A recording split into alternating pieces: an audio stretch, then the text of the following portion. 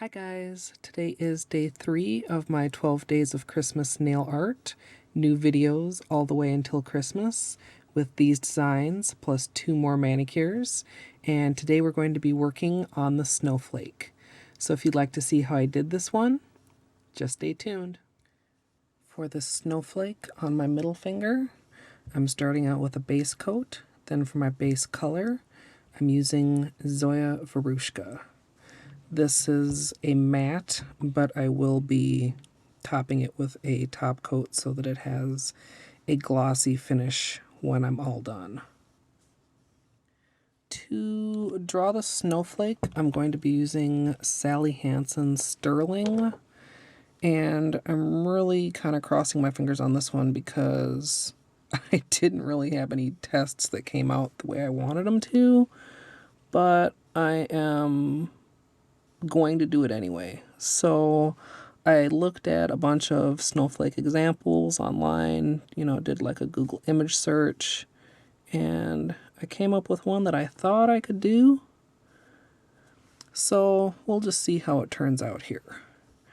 Basically, it's kind of 2 6-pointed things put together.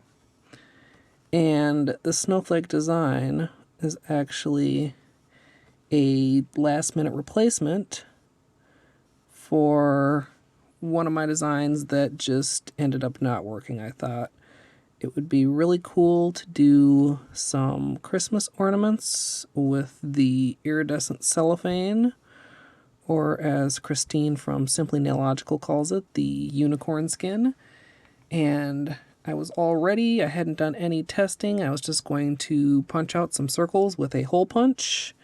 And it turns out that my hole punch is super dull and freaking would not cut the cellophane. So I was rather pissed off about that.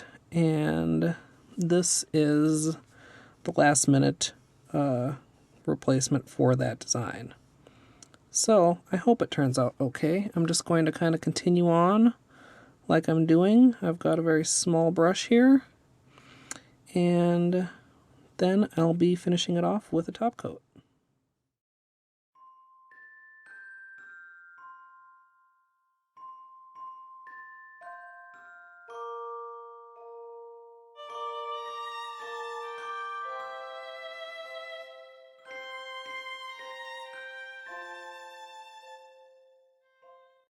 So I think I mentioned earlier that this snowflake was a replacement design for one that didn't quite work out. And at first I wasn't super happy with it, but I'm recording this the day after and it's kind of growing on me.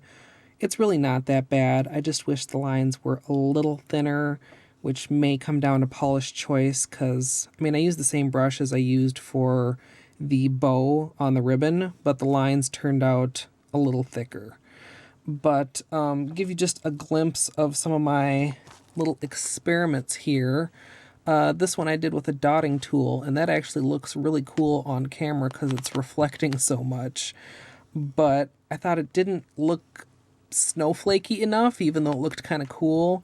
Then there was this one, which was kind of okay, but I just didn't like it enough. And this one, which was a little bit more minimal, but I ended up looking online, like Google Image, to just find some snowflake reference images, and that's where I found kind of the inspiration for this pattern. So I hope you guys enjoyed it. I definitely will be trying some snowflakes again because even though it's growing on me, I feel like I could do better.